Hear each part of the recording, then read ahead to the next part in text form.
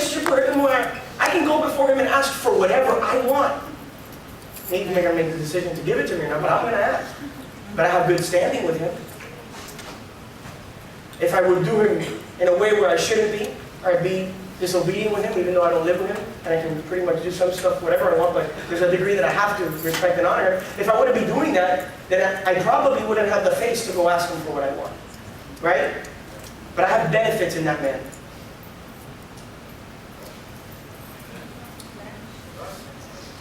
Am I saying something wrong today? It's mine. I don't want him to die, but when he dies, everything is mine, my brother.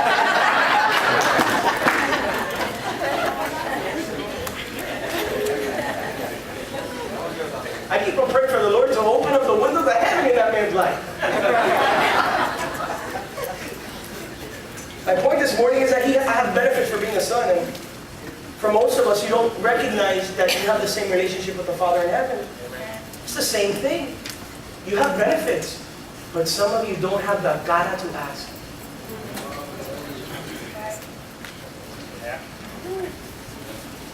It's there.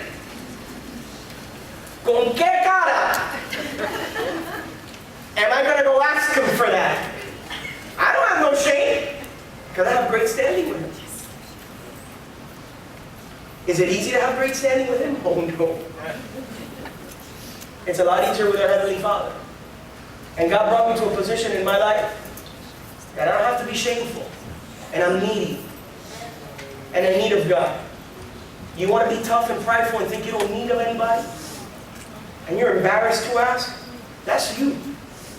But me? If I have benefits, why not I'm going to go to my benefit? Because it's mine. So, it says this. Somebody say forgives. Forgives. That's a big word here.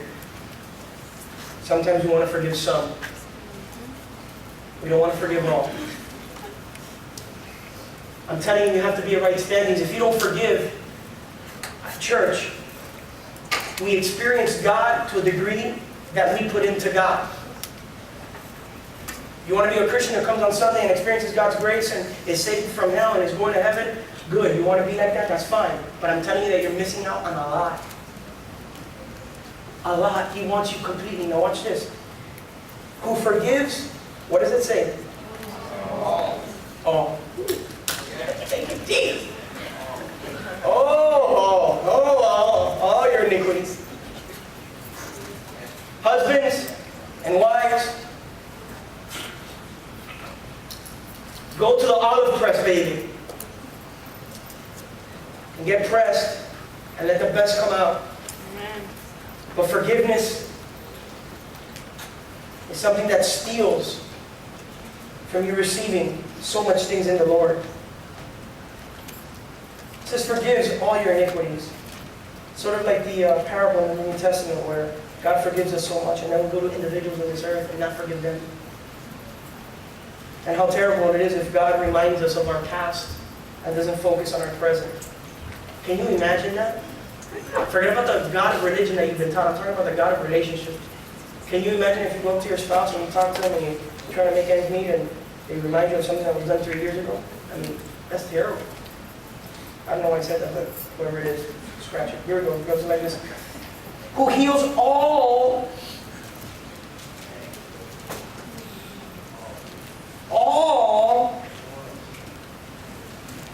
what does that say?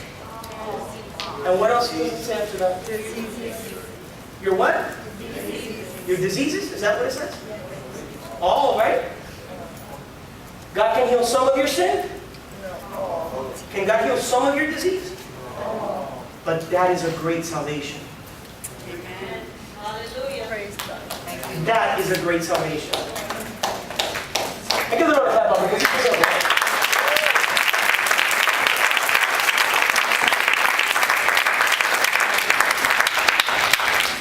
The great salvation is not just on the fact that He heals all your sins, but then He heals some of your diseases.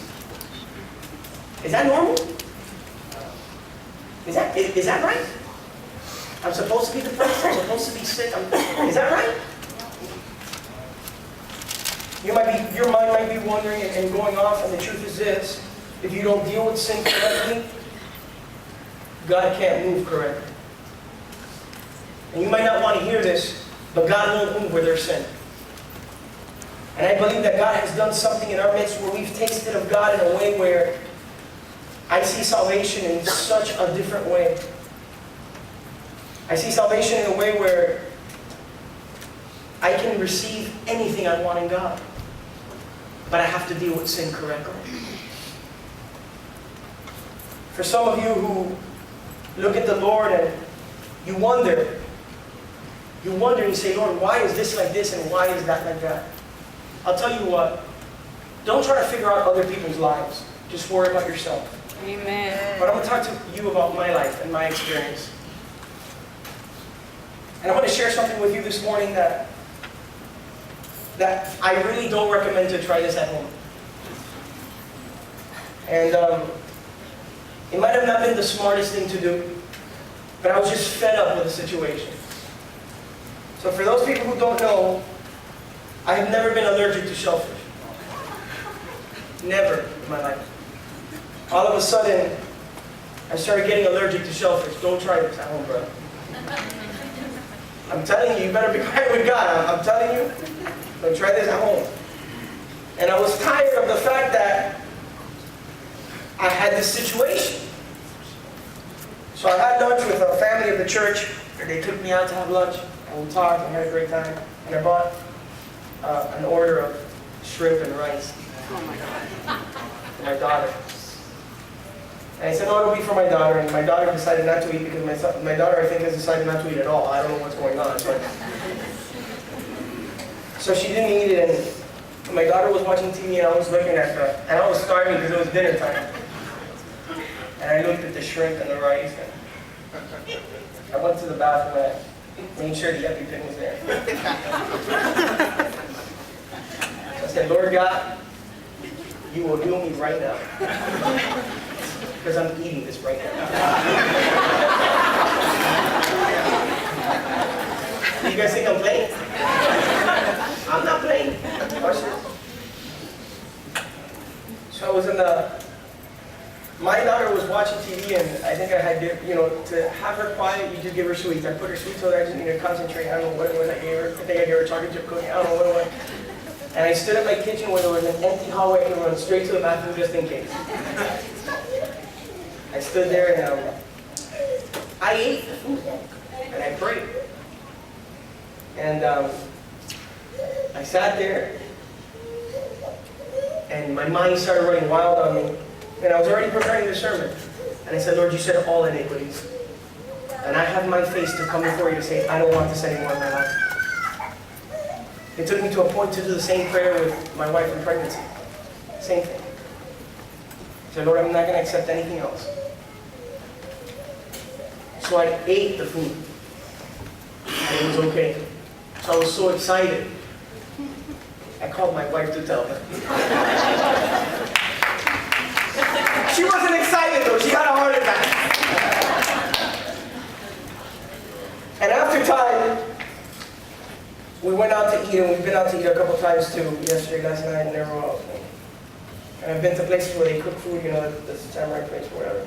They cook all this stuff, and before I used to tell them I'm allergic, don't put my food with that. And I ate all my food, mixed up with the shellfish. Last night I had some fish dip, I had some stuff in it. I didn't. The point here this morning is that God hasn't created you to bear sin or sickness. Amen. He hasn't. He just hasn't. Now you can believe that that's what God has for you. But me, my great salvation says that as He comes and He heals my sin, He heals my body.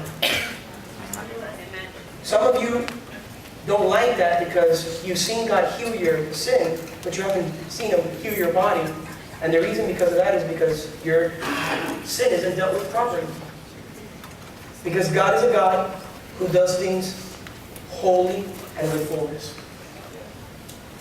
So, this morning, I want to let you know that you have tremendous benefits in God.